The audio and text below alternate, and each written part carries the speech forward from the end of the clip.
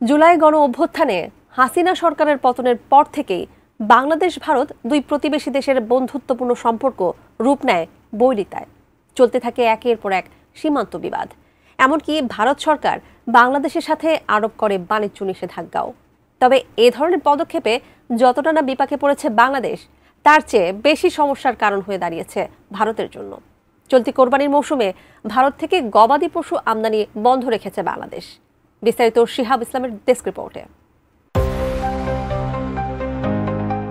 বাংলাদেশের সঙ্গে বাণিজ্যিক নিষেধাজ্ঞা আরোপের ফলে ভারতীয় ব্যবসায়ীদের উপর নেমে এসেছে চরম বিপর্যয়। বিশেষত কোরবানির ঈদকে সামনে রেখে ভারত থেকে বাংলাদেশে গরু রপ্তানি বন্ধ থাকায় ভারতীয় গরু ব্যবসায়ীরা পড়েছেন বিশাল ক্ষতির মুখে।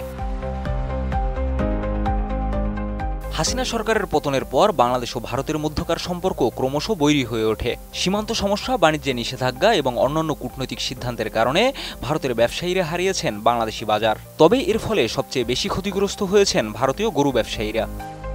Walton Washing Machine, simplifying life with hassle-free washing. Social মিডিয়ায় একটি ভাইরাল ভিডিওতে দেখা যায় পশ্চিমবঙ্গের এক কন্টেন্ট ক্রিয়েটরের সাক্ষাৎকারে ভারতীয় গরু ব্যবসায়ীরা তাদের হতাশা প্রকাশ করছেন। 4 থেকে 5 মণ ওজনের গরু যেখানে আগে বাংলাদেশে বিক্রি হতো 1,20,000 থেকে 1,50,000 টাকায় পর্যন্ত, সেখানে এখন স্থানীয় বাজারে এই গরুগুলোর দাম নেমে এসেছে মাত্র 40 থেকে 50,000 টাকায়।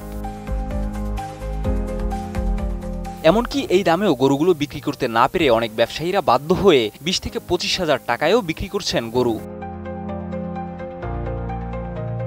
বাংলাদেশ বর্তমানে গবাদি পশু উৎপাদনে স্বয়ংসম্পূর্ণ। প্রাণী সম্পদ অধিদপ্তরের তথ্য অনুযায়ী এবারের কোরবানিতে দেশে প্রায় 1,25,00,000 গবাদি পশু কোরবানি হবে, যা পুরোপুরি দেশীয় উৎপাদন দিয়ে পূরণ হবে। এমনকি মালয়েশিয়া, ওমান এবং আফ্রিকার মতো কয়েকটি দেশের সঙ্গে গবাদি পশু রপ্তানির চুক্তিও স্বাক্ষর করেছে বাংলাদেশ।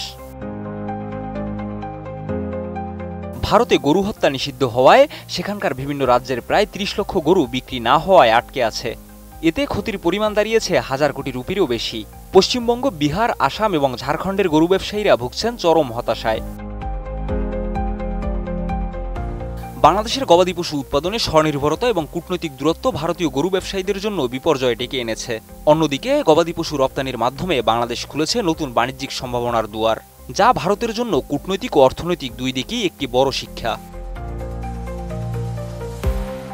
শিহাব ইসলাম, ATN নিউজ।